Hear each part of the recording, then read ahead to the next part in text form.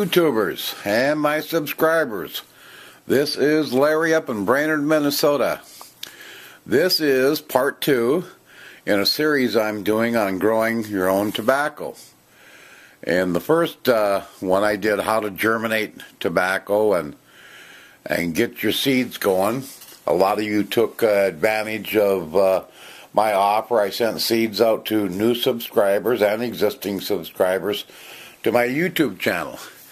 And I'll have a link underneath to that video on how to germinate and start your tobacco plants. If this is the first time you've seen this video, there'll be a link under the video. Just click on the show more button.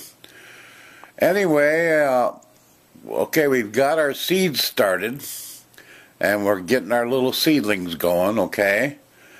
Now you're going to decide where you're going to plant your tobacco. Okay, if you don't have a lot of room, you just want to play around, have some fun with it. Maybe you want to grow a few plants for the hummingbirds. Hummingbirds go nuts on it. You can do like I did when I played around the first year and I was struggling for some area to grow my tobacco. And you can grow it in a 5-gallon pail with a good potting mix. Works. I've got some pictures, I think, on here of that. You can grow it in. You can go down and buy the $1 soil bags at Walmart, punch a couple holes on the bottom, and plant it in that. I've done that too. You know, it'd be best if you're going to grow it. If you got a little garden plot or area you can do it. Like I said, you want to prepare the soil, okay?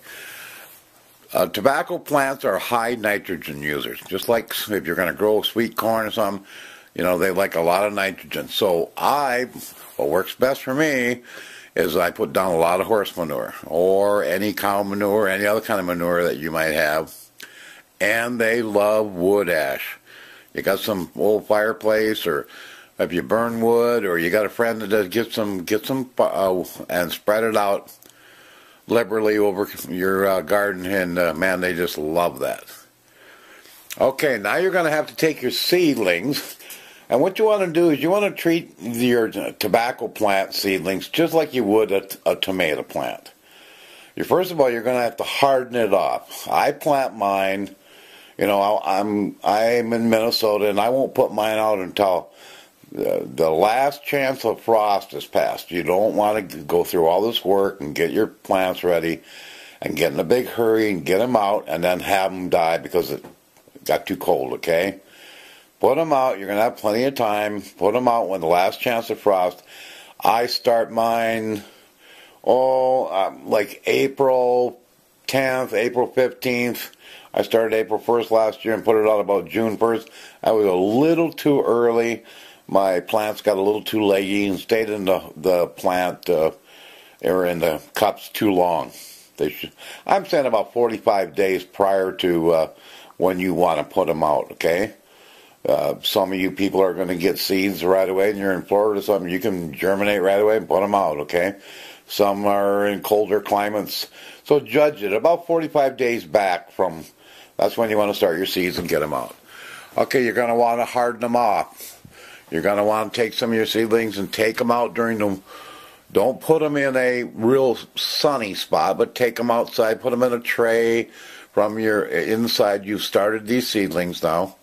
Take them out and put them in a shaded area. Let them kind of break in, get used to being outside, acclimate to that weather, you know. And after 3, 4, 5, 6, 7 days, they got a little wind on them. Matter of fact, if you've got a little fan, even while you're growing the seedlings, something I forgot to mention in the previous video, you go ahead and put a fan on a little bit. It strengthens the seedlings, gets them ready for going outside. Okay, now that you've got your area prepared where you're going to put them and you got them hardened up, you can plant them and treat them just like you would a tomato plant. You can bury them up to the bottom of the leaves, okay? That doesn't, just like you would a tomato plant. You know, you wouldn't, they're very leggy. You want to do that. You want to water them in well. I plant them, usually I try to look and do it on a cloudy day or late in the, you don't want to go out in the morning, it's going to be a hot sunny day, and have the sun beat on them all day and plant. That is a recipe for failure. You don't want that. You want to be able to put them out later in the afternoon or a cloudy day, it's not too windy or whatever, and that's a great day to get them started. Some of my pictures here, you'll see I got some rings around the ones I just started and I put out. And you can see this a picture also about the size they were. They're probably 3-4 inches tall, the plants, when I put them out. The reason I had put those around, I took some old sewer pipe. You can buy a cheap plastic sewer, and I made my own, rather than have a whole bunch of coffee cans, which I didn't have enough, because first year I had planted 265 plants. It was hard to round up 265 coffee cans, so I thought, what else can I use? And I went down and got some sewer pipe and cut it, and that worked perfect for cutworms, for one thing. I put them around, and I went out the next day, and a couple of my tobacco plants were cut out. What the heck? Well, it was cutworms, okay? Because they're going to do just like a tomato. If the plant seedling's not too big, they'll cut it over sometimes, you know. So I did that, and it worked also good for, I could pour water right in there and really, you know, I wanted to keep the weeds down, so I thought, well, this way I can also just water this individual seedlings and stuff. That's the reason for the rings around there, if you're wondering. Okay, once you got them out there, you're going to start transplanting them. They're going to start getting about 3-4 feet tall, and they're going to start getting a flower head on them. Okay. Let me look through here. Okay. Oh, spacing. Okay, let's get back to that. Spacing. Space your plants when you plant them. You want them 2 feet apart in a row, and the rows 3 feet apart. That's optimal, okay? Because they're going to get big. These plants sometimes grow 6-7 feet tall, and big leaves on the Virginia Gold here. You're going to want to be able to walk between the rows, because when those leaves start getting big and ripe, you bump them and you hit them very much, they'll just crack like celery. So you want them. You want to be able to make yourself some room. They're going to do better, okay? So plant them 2 feet apart in 3-foot rows. That's optimal, okay?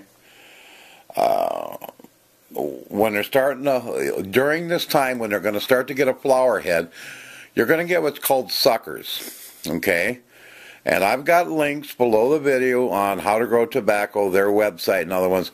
Go on there. They go way into more extensive things. Suckers are, it's just like when you're doing a tomato plant. They want to take off the additional, they're trying to make new growth.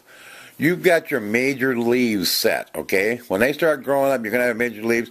When they start getting close to putting a flower head on, you're going to start getting little suckers wanting to come out. I've got a picture on here of some suckers.